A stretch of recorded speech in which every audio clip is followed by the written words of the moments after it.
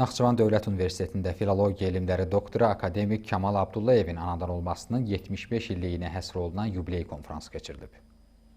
Konfransda universitetin rektoru Elbrus İsayev yubilyarı təbrik edərək onun elmi fəaliyyəti, dilçilik sayəsində apardığı tədqiqatlar və ədəbiyyatşünaslığa verdiyi əhəmiyyətli töhfələrdən danışıb. Qeyd olunub ki, Kamal Abdullay yalnız görkəmli yazıcı və dövlət xadimi kimi deyil, eyni zamanda ali təhsil sayəsində uzun illərdir yorulmadan çalışan təhsil təşkilatçısı kimi də tanınır. Rektor akademik Kamal Abdullaya Naxçıvan Dövlət Universitetinin fəxri fərmanını və rəsm əsəri təqdim edib. Tarix Filologiya Fakültəsinin dekanı Arif Ağalarovun moderatorluğu ilə davam edən tədbirdə yerli və xarici universitetlərin alimləri məruzələrlə çıxış ediblər. Azərbaycan Milli Elmlər Akademiyası Naxçıvan bölməsinin sədri akademik İsmail Hacıyev Kamal Abdullanın dilçilik sayəsində fəaliyyətindən ətraflı bəhs edərək onu yubiley münasibəti ilə təbrik edib. Azərbaycan Dillər Universitetinin professoru, Azərbaycan Milli Elmlər Akademiyasının həqiqi üzvü Muxtar İmanov alimin elmi irsinin milli filologiyanın inkişafındakı rolunu vurğulayıb. Rumıniyanın Yaşa Universitetinin professoru Lyudmila Bejanaru alimin beynəlxalq elmi ədəbi mühitdə tanınmasından və onun elmi fəaliyyətinə həsr etdiyi kitabından bəhs edib. Naxçıvan Muxtar Respublikası Yazıçılar Birliyinin sədri Aysim Əliyev yazıçının şeir yaradıcılığından söz açaraq nəzm nümunələrinin poetik dəyərini vurğulayıb yubilyarı özünün müəllifi olduğu poemasını hədiyyə edib. Digər məruzəçilər Kamal Abdullay yaradıcılığının müxtəlif məziyyətlərinə toxunub ona uğurlar arzulayıblar. Xalq yazıçısının elmi və bədii irsinin zənginliyi, Azərbaycan dilçiliyi, ədəbiyyatı və təhsil sistemindəki rolu xüsusi vurğulanıb. Dosent Gülxayrə Əhmədova Kamal Abdulla dramaturgiyası və teatr dili mövzusunda məlumat verib. Universitetin teatr və mədəniyyətşünaslıq kafedrasının müəllimi Nurbəniz Niftəliyevanın rejissorluğu ilə